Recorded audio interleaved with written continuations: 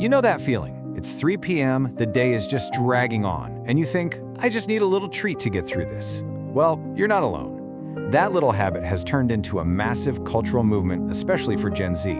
So today, we are diving deep into the little treat culture, what it is, why it's so huge right now, and most importantly, how to make sure it's helping you, not hurting you. So let's think about this for a second. That daily iced latte, that trendy snack you saw on TikTok, or even hunting for that one specific collectible you've been eyeing.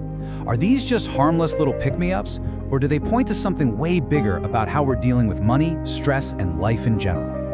And yeah, it is definitely something bigger.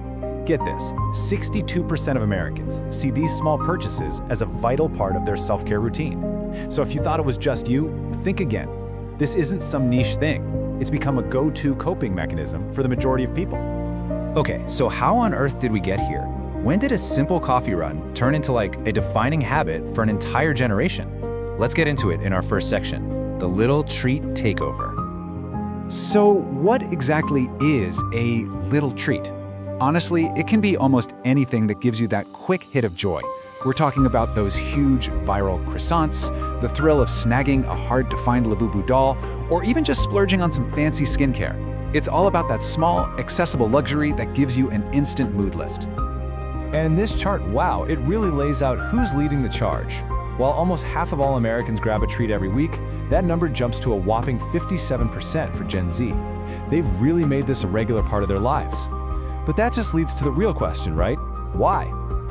To really get to the bottom of the little treat craze, we've got to look at the psychology behind it all. This isn't just about random spending. No, it's tied deeply to our emotions and, you guessed it, the economy. Okay, this is where it gets really fascinating. Ever heard of something called the lipstick effect? It's this long-standing idea that when the economy gets tough and big purchases like a house or a new car feel totally impossible, people don't just stop spending. Instead, they pivot to smaller, affordable luxuries, like lipstick, for instance, to get that little boost and feel a sense of control. And wow, this quote just hits the nail on the head. I mean, think about it. When you're dealing with insane rent prices, mountains of student debt, and inflation that just won't quit, buying a home can feel like a fantasy. But a fancy coffee? That's a small, guaranteed piece of happiness you can have right now. It's a moment of control in a world that feels pretty out of control. And all of this has led to a whole new financial mindset, sometimes called soft saving. Just look at these numbers. A massive 73% of Gen Z say they'd rather use their money for a better quality of life now than save it all for way down the road. It's a huge shift from that old school delayed gratification approach. But here's the big million-dollar question, isn't it? Is this a healthy, modern form of self-care, or are we just slowly sabotaging our financial futures one little treat at a time? Let's draw the line.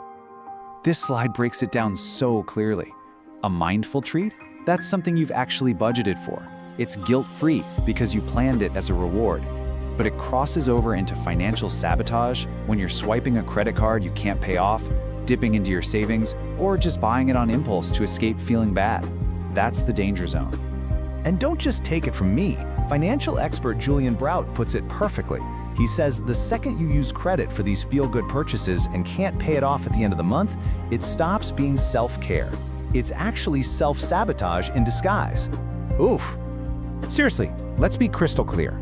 Using a credit card for these small purchases is the #1 red flag.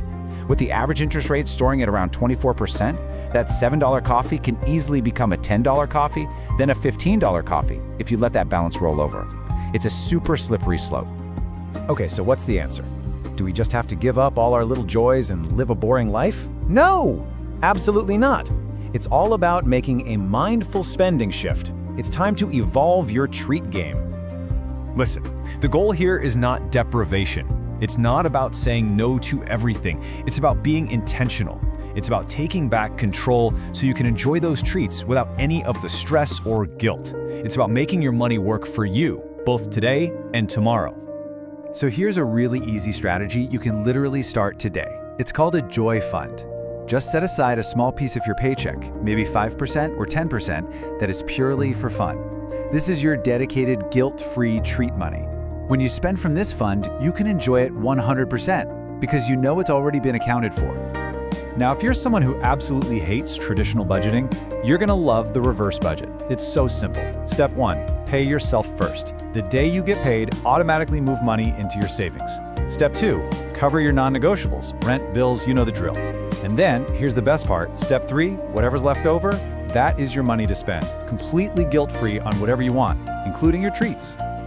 All right, we've covered the why and the how. Now let's wrap this all up into a simple, actionable game plan. This is your Smart Treat Playbook. So here it is, your 4 key moves. First, plan your joy. Use one of those methods we talked about so your treats are intentional. Second, track your spending. Just a quick weekly check-in can be a total game changer. Third, know your triggers. If you're stressed, maybe a walk is better than a snack. And finally, number 4, invest first, treat second. Always. Because your future self will thank you. Trust me, time and compound interest are your secret superpowers. So I'll just leave you with this one last thought. What if the smartest thing you could do for your finances isn't about giving up your treats at all, but about giving them a purpose? What if they could be a tool to build a happier, more intentional financial life? Now that's something to think about.